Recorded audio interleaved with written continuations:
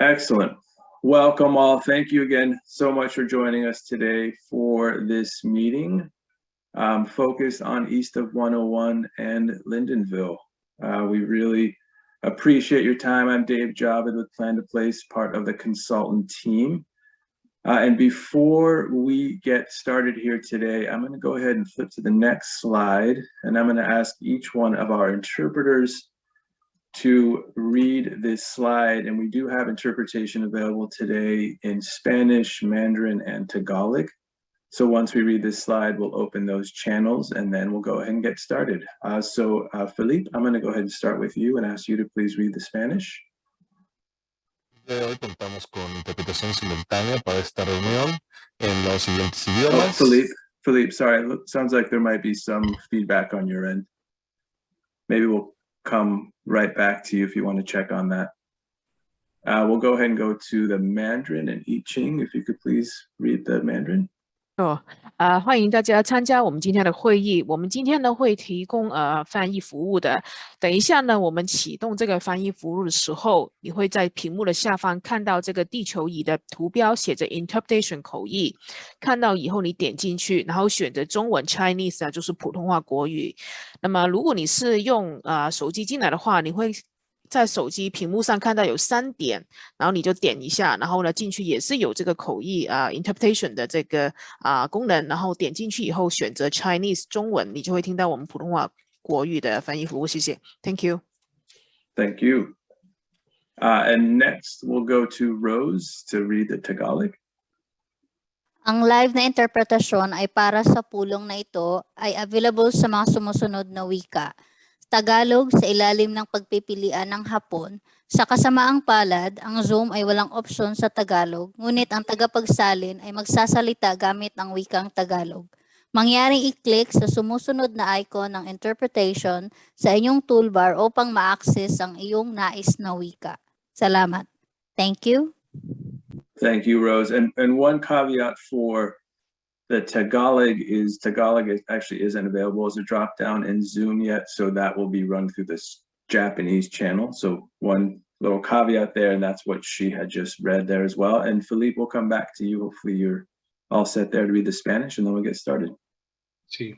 El día de hoy vamos a contar con interpretación simultánea para esta sesión en los siguientes idiomas, que son español, mandarín y tagalog. Solamente hay que ir a hacer clic en el icono de interpretación, en donde va a desplegarse una barra de herramientas para acceder al idioma deseado, seleccionarlo y así activar la interpretación. Gracias. Excellent. Thank you so much. We're having one small technical difficulty here. I have the room set up, but it's not allowing me to start the channels.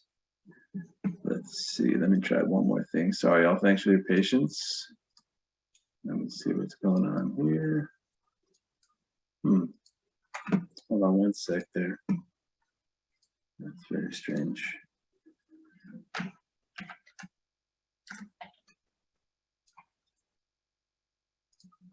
Sorry, all, we'll be ready in one sec here.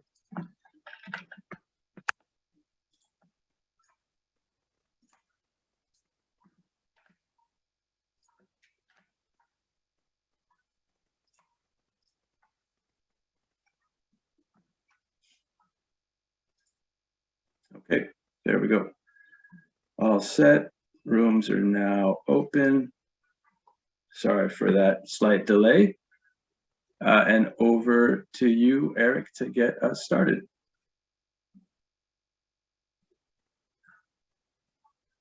Thanks, Dave. Oops. Ed, just quickly. Thanks, Dave. And having technical issues on the fly while everyone's looking at your Zoom square is not the funnest thing, so thanks for working through that, Dave. My name is Eric Yurkovich. I'm a principal at Ramey & Associates. And today we have an exciting continuation of a series of general plan and climate action plan engagement events that we've started and kicked off back in March and are moving through a process while those documents are out for public review. Today we really split the meeting into two parts. I'll do a short kind of presentation on some of the background on the general plan process, talk very generally about how the general plan is organized and structured. And then this is a meeting really focused on East of 101 in Lindenville. And so we have additional content related to those planning sub areas within the city, as well as kind of rooms for people to give feedback on the citywide elements. I'll do that. And then lastly, I'll just talk for a few minutes about what's happening next in the process and then how to provide your feedback on the general plan.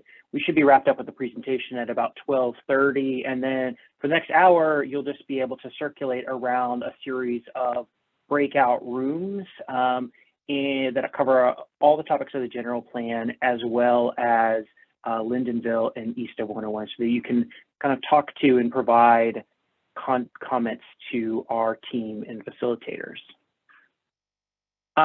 Just a reminder that through this process, we're updating the city's general plan, climate action plan, and zoning code. And the general plan really sets the 20-year vision for the city. It establishes the patterns of growth and development across the city and provides policy direction and guidance across 12 different chapters or elements of the plan. The climate action plan really builds off this higher level policy direction established in the general plan and acts as the city's greenhouse gas reduction program. So it inventories emissions, establishes and assesses the effectiveness of different GHG mitigation measures. Both the general plan and the climate action plan are out for public review now. To implement that pattern of future development across the city as defined in the general plan, the zoning code establishes development standards and processes. And finally, the environmental impact report will be released to evaluate and disclose the potential impacts of plan build-out. Both the zoning code and environmental impact report are anticipated to be released in Q3 this year. The general plan process was really made up of 5 stages that began back in 2019, and we're still working through those now. Each process was sort of incremental, so with each phase informing the work done in the subsequent and following stages. These included looking at existing conditions, doing a series of listening and visioning around the community, reviewing land use alternatives, developing policy, and then now into the phase where we're reviewing those plans and working towards plan adoption. Underpinning the general plan update process was community engagement. So during each stage, we conducted a variety of engagement activities. These included things like public workshops, neighborhood and sub-area meetings like we're doing here tonight, or this afternoon, excuse me, pop-up meetings, focus groups, commission and committee meetings as well. Much of that engagement was in person before the COVID-19 pandemic. And then during the pandemic, we shifted to online meeting platforms like this one, used interactive surveys and features of the project website. And now we're in sort of a hybrid where we're doing both a mix of in-person meetings and these virtual meetings to give people different ways to engage in our process. One of the things that we worked on early on during the listening and visioning process was to really work with community members to establish a vision for South San Francisco. And the vision, I think, really focuses on being an umbrella for the general plan. So I'll read the statement now. The South San Francisco is a place where everyone can thrive. It's high quality of life, diverse and inclusive community, neighborhoods, excellent services, culture of innovation, and environmental leadership ensure all people have the opportunity to reach their full potential. And throughout the engagement process, we heard about 4 core values: livability, diversity and inclusion, sustainability, and innovation. And while the vision articulates where we want to be and the policies and actions describe what we want to do, the values really articulate how we're going to implement those future policies and programs. And sort of with that story of the plan behind us, we're going to take a few minutes just to describe the structure and organization of the general plan. So the general plan is really organized into 5 overarching parts: our plan, our place, our people, our environment, and our plan to get there. Now, each section of the plan is color-coded and contains all the state-required elements and a number of optional elements and topics for the plan. First part really describes that community vision for the future, those core values that we just talked about.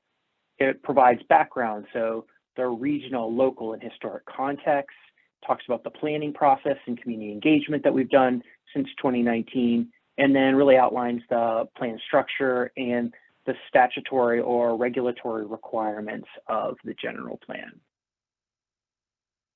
Part 2, our place, is designated with the color yellow. It contains elements that really focus on the built environment in South San Francisco, things like land use, housing, mobility, parks, and open space. And these are really the primary chapters that address physical planning. Part 3, our people, is designated by the color blue, and it contains elements that really focus on the safety and well-being of the people of South San Francisco. Next is part 4, our environment, and it's also designated with a lighter blue color, and it contains elements that focus on the natural environment and environmental aspects that affect South San Francisco's natural environment. Those include things like climate protection, environmental, and cultural stewardship. And then each general plan element or chapter is organized in exactly the same fashion. And we're going to briefly walk through the components of each of those chapters. So first, after that title page, as you enter each of the chapters, there's sort of a 2-page spread describing where we want to be in the future. And we really like to think of this as sort of a cheat sheet for the chapter. It describes where we want to be in the future, how the plan helps us get there, and the performance metrics and targets needed to monitor progress as we move forward into the future. The next section of each chapter really describes the key issues and opportunities for that topic. It really helps to provide background and lay the foundation for the policy framework. And a lot of this work came out of the technical analysis we did in the existing conditions phase, but also through the listening and learning phase of the process, where we heard from community members about what was most important to them and what were some of the issues that we were looking at as part of this general plan update. And then next, this is an example of the policy framework. Each element includes a series of goals with statements of intent, and then policies that follow to guide future decision-making. And the goals and policies are then followed by a more detailed implementation action program. These include those actions, priority, and then the responsibility for each of the city departments.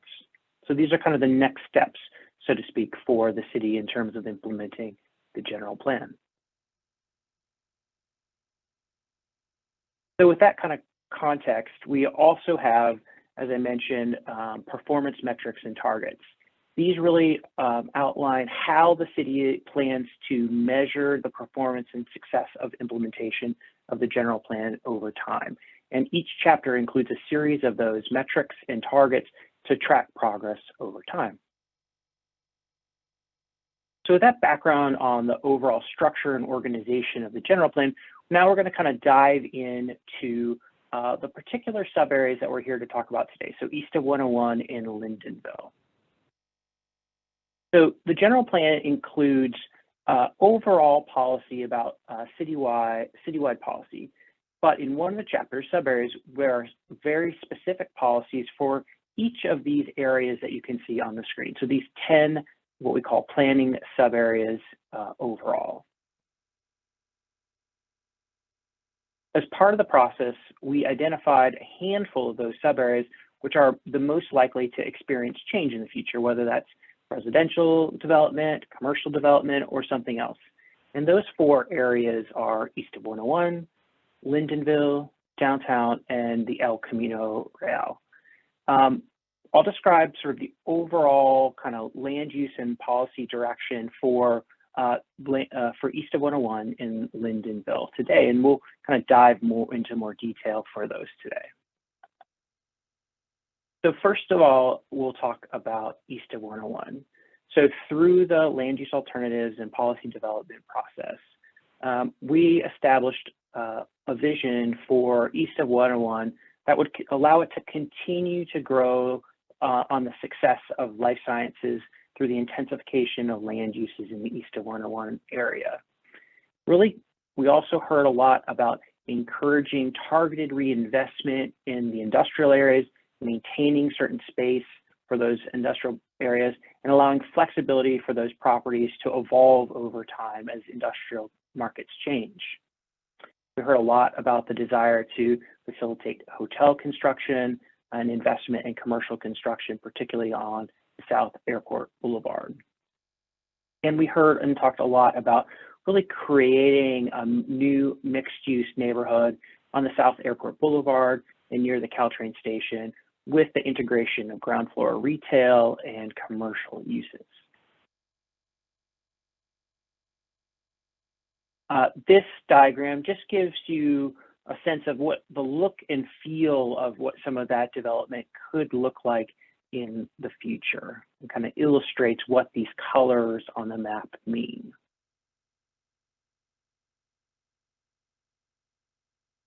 In addition to sort of the land use and economic development aspects of East of 101, we worked hard to think about improvements in mobility and parks and recreation as well to complement that change in land use. This slide really lists a few of those mobility and proposed open space improvements. These include things like Oyster Point Boulevard bus lanes within the district, but also new access into the district through Utah Avenue overpass, Haskins Way, and other streets.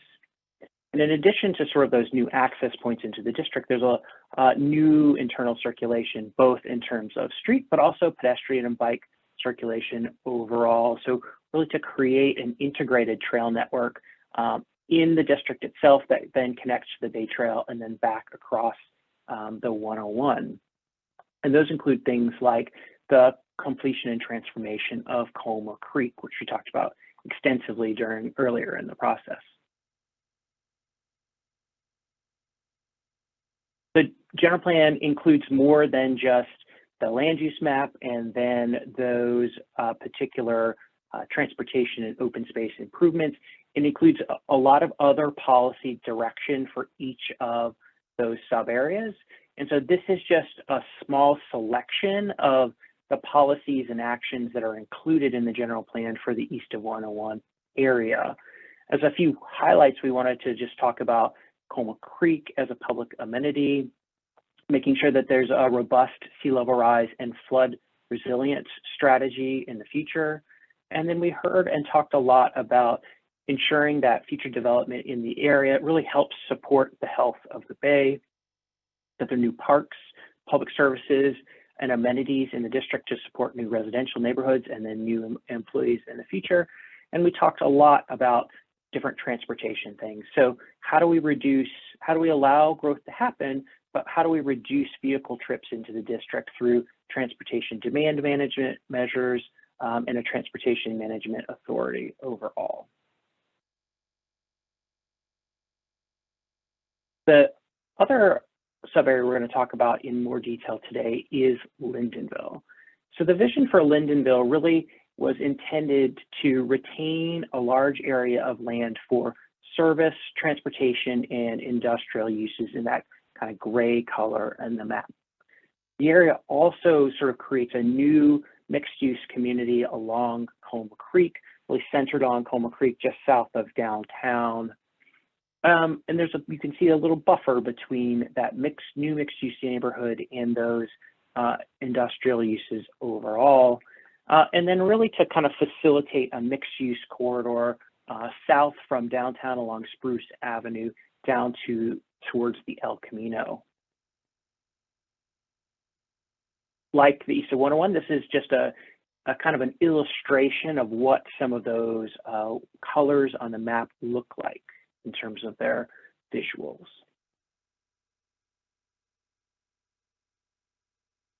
And like the East of 101 area, we thought about mobility and park improvements to go along with those land use changes in the district. So like the East of 101, some of them are about accessing into the district, so moving people into and out of Lindenville, things like improvements in the Utah Avenue, the Sneath extension, and then a Maple Avenue extension into downtown. And others of those are within the district. So pedestrian and bike improvements on Linden and other streets as well. And with that, we looked at how can we, if we're going to create these new mixed-use neighborhoods in and around the downtown along Como Creek, we need to couple that with open space and parks. So thinking about a trail network internally to Lindenville and increased park and open space access adjacent to Como Creek, where we can really leverage that transformation of Como Creek into a public amenity. Like downtown, there's a lot of additional policy direction that was provided in the document for the area.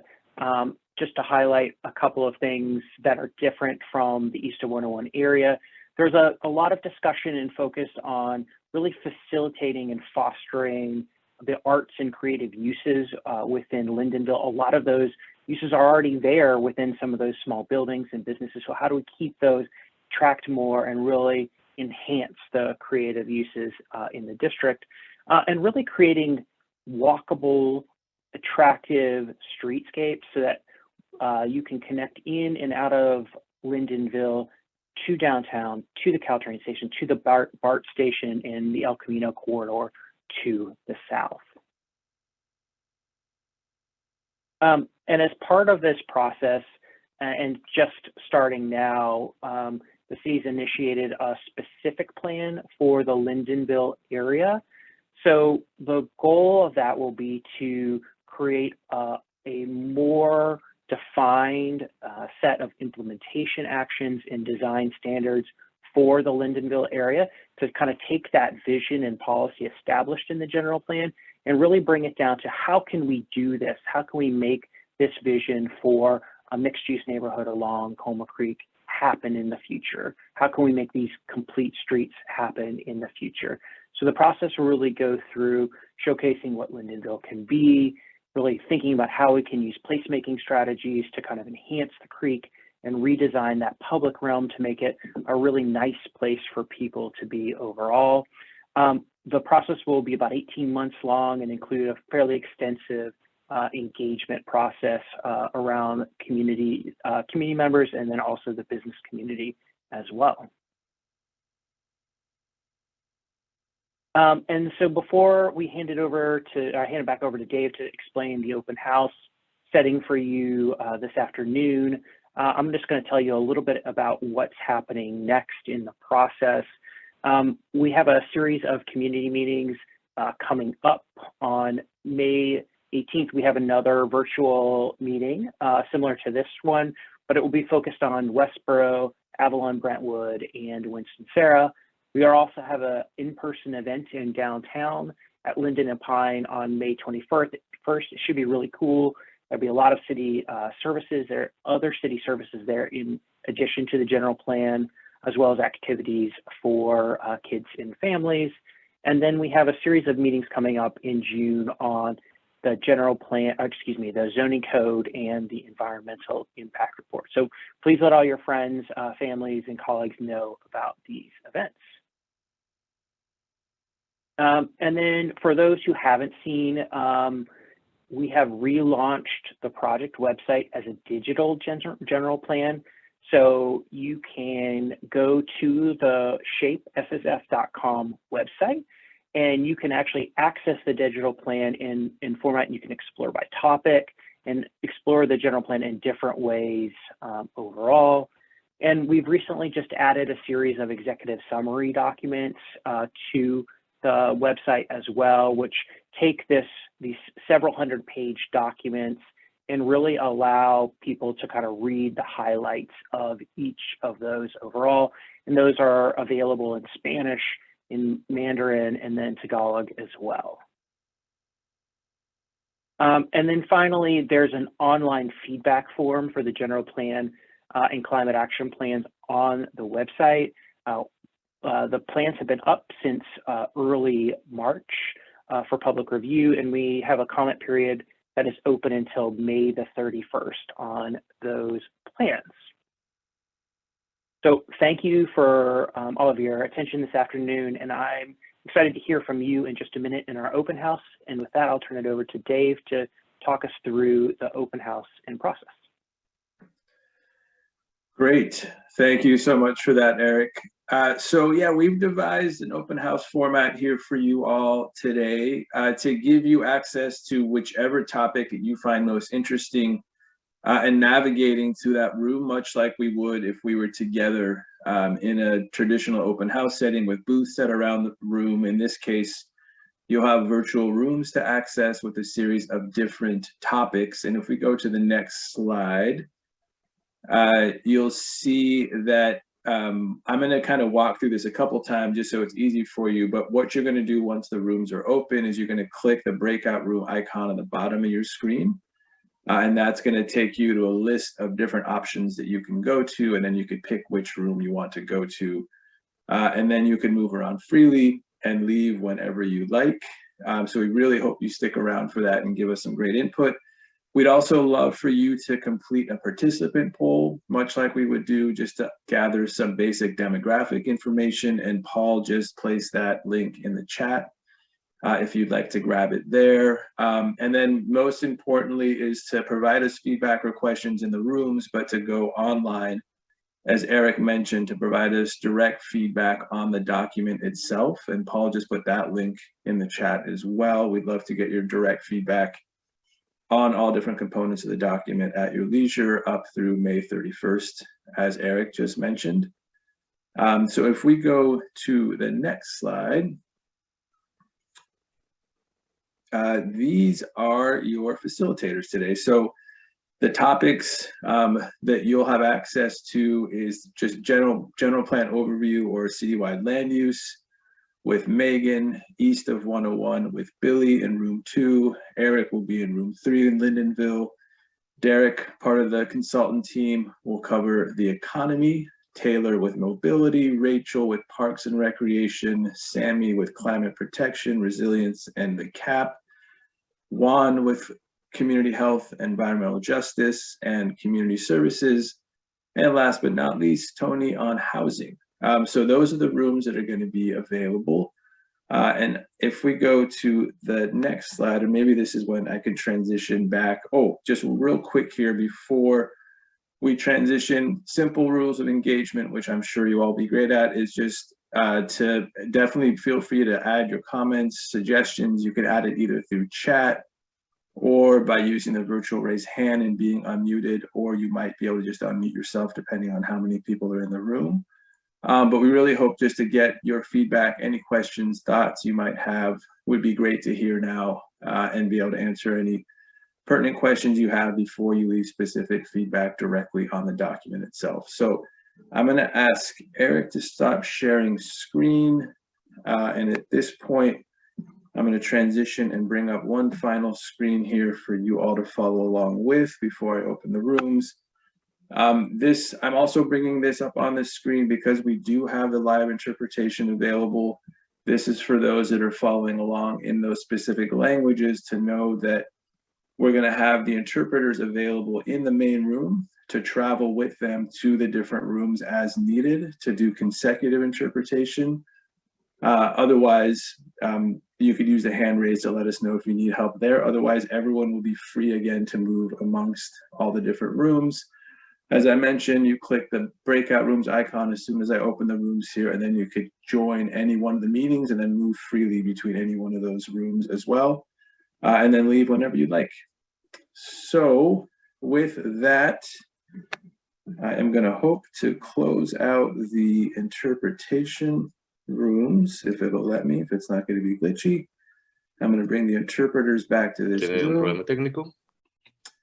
Excellent. So interpreters, you are now back in this room with me, and I'm going to go ahead and open the rooms. And facilitators, I was able to break the Zoom code, and you all will automatically be moved into your rooms, so you won't have to do that. And then you all, again, will be free to move freely. And if for some reason you can't move, no problem. I'll be here with you in the main room, and I could manually move you into any one of the rooms Thank you again for your patience and have a good time. We'll be available in these rooms for the next hour up until about 12 or 1:30. So have a great time. Thank you again for joining us today, and hopefully we'll see you again soon. Here we go.